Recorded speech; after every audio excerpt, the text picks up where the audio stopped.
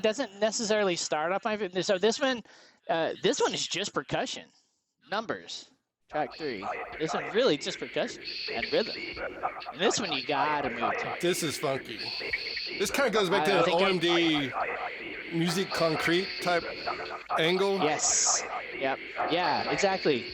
But there's no melodies in this one. I think I'm gonna stand up on this one. But when it kicks in, here, join me. Here. Right. There we go. Big beat.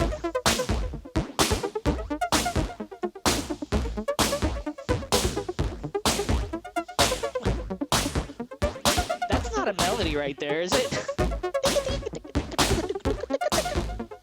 Could be. It's the theme. It's the theme. I don't know if it's a melody, but it's good. Sounds awesome. It does.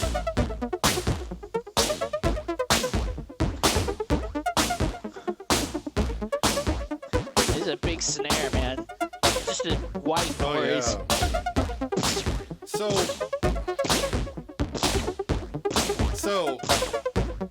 Yep.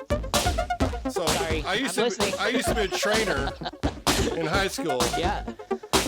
For the football and track team. The track. Yep. And I was at a track meet doing something. I don't know what it was. 1, 2. And I think this was the track I heard. Got a track meet coming down Texas, the track South meet. Texas. And I turned my head, and there were some brothers with a jam box on their shoulder, 1, 2. and this was going. Yeah. And I was like, what the hell? Some GP track guys. First off, it's like, is that Kraftwerk? And then going, are those brothers playing Kraftwerk? It wasn't the Mute brothers, was it? No, I think it was a visiting school. No, it wasn't GP. It wasn't our school. Oh, I see. Some other. Okay. They must have been from San Antonio or Houston or something. No, I think it was either one. Memphis. No, it was Corpus. It was Corpus. Oh, Corpus. Okay. I could tell you what school it was. What school was it? I think it was West Osa. Oh, yeah. Yeah, West Osa is where all the black kids went. He's key. Well, I mean, beat like this. Beat like this, man. Yeah. So Numbers was actually used, and I don't know if it was this mix. The guy who went by the name of Africa Bambaataa. Oh, Bambaataa. Yeah, for one of the first hip-hop dudes. He actually saw them on Trans Europe Express during the tour because they came to the U.S. during that. And he saw them in New York. And he was just freaking out. And so he used part of this song, I think, with the Japanese girl in this rhythm going. And I don't know if I heard this song or if I heard his mix at the track meet. But I do love. Oh, yeah. They go right back into computer world. Right here. Yes. Yeah. Yep. That was great. 130 BPM. Yep. The DJs love this stuff, man. Yep.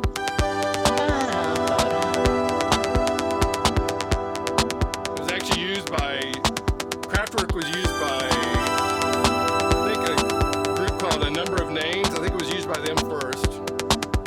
And then Africa Bambaataa.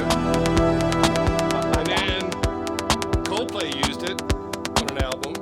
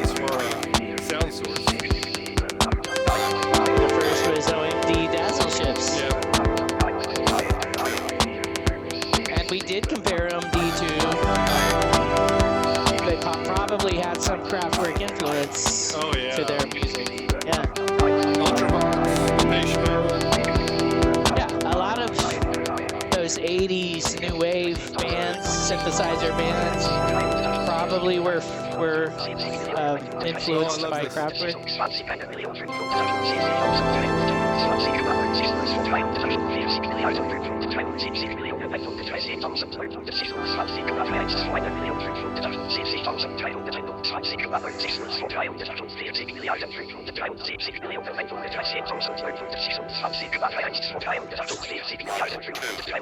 I always love this picture. I think it was off the back of their CD and their album. I think it was an album release as well. Employs all these little instruments.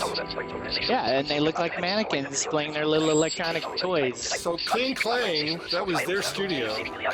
That was their own personal studio. Yeah, and that's their production company, publishing company too, right? Yeah. Because everything is like copyright 1981, Kling Klang. Yeah. And I don't think, these dudes are pretty ingenious, man. oh, they were. Yeah, and I always love Brilliant. their album release. If you could get a vinyl like this, I bet that's worth a lot. I bet. Yeah. Oh my gosh, a beautiful yellow vinyl. So you see that booklet up there. Yeah. So that basically was their studio. Wow. And they apparently on this tour and the Man Machine tour, they basically took that with them. On the whole thing. How cool. Yeah. Just little knobs and buttons and switches. Racks and right. Who knows what the heck is in Right. there. Processors and mixers and little percussion, little modular synths, I guess. Little odd synth modules and stuff in there. Yeah, they had a whole. I mean, they had ARP 2600. Let me see. I won't bore everybody with it. They had a mini Moog was one of the first things they got, an EMS, which is an English Synthi AKS, an English synthesizer. Yep. That was a classic one. Jean-Michel Jarre had one of those. Right. And a mini Moog ARP Odyssey. Yep. Is one of the things they had as well. Cool. So yeah, that was. Well, being the geeks that we were on that kind of stuff, that was. Yeah, they were really approachable. At least I don't remember if this was the first album that I heard of theirs, but if it wasn't this one, it was Man Machine, which was the one before it. Their and music both of was these approachable. albums, right? They weren't approachable. Well, they were not. They were literally famous for being not doing interviews and stuff. Not doing interviews. You couldn't reach them.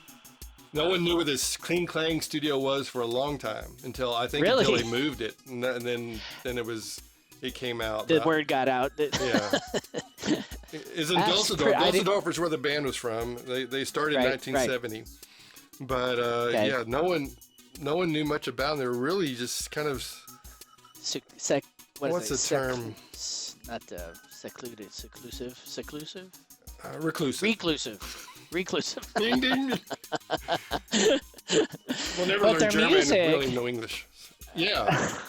But their music was always approachable, and